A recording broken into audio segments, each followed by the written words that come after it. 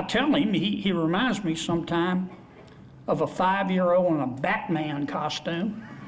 You know, he's running around like this, and of course he's got Senator Ocasio-Cortez breathing down his neck politically in New York. But he just said, I'm going to fight, and not agree to any of these confirmations. We make you go through what's called regular order. It takes us a day and a half for motions to proceed and cloture votes to confirm every one of these. And that's shut down the Senate. That's just shut it down. We're spending all our time on confirmations.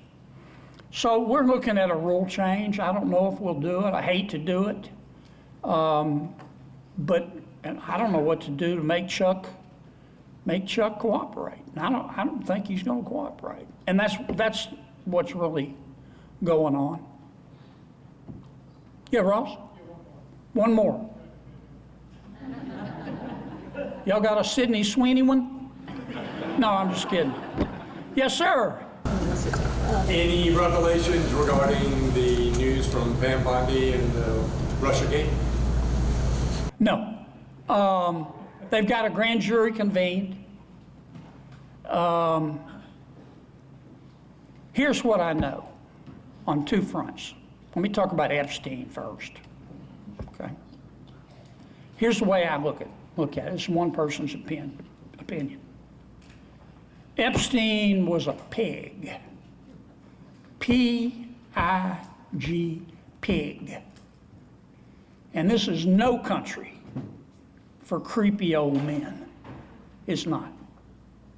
Now, this guy trafficked for sex young women, many of whom were minors. He did it. And the American people want to know, and they're entitled to know, who, if anyone, he trafficked those young women to besides himself. And I don't know how, the president has turned that issue over to the Department of Justice. And Pam Bondi's a friend of mine, but I've told her, I don't know how you're going to do that. And I'm not going to tell you how to do your job. But you're not going to be able to tell the American people anymore. Trust me, there's nobody else. You're going to have transparency and full disclosure. Now, that's my position. And I'm not going to back up.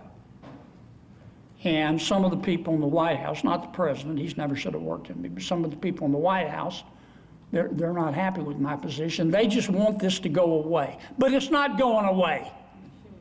The American people may not read Aristotle every day. They're too busy earning a living, but they're not stupid. And they want to know, and they're entitled to know. Now, we're going to get to the bottom of RussiaGate. Here's what happened, and I watched this happen. Watch this happen.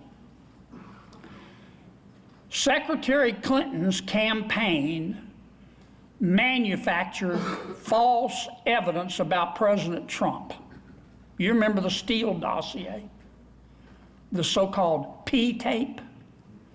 That came, we have traced it back, directly from Secretary Clinton's campaign. And somehow, and we're going to find out how, she convinced the CIA and the FBI, with the help of James Comey and Brennan, and that other snapperhead's name, who I can't remember, that it was real. They knew better. They knew it was a lie. They knew it was political propaganda. But they leaked it and went to the media, and the media jumped on board. The media sucked it up like a Hoover Deluxe. And all of a sudden, it started as Russia interfered in the election. And then they quickly moved into Trump colluded with Russia in altering the election. Remember that?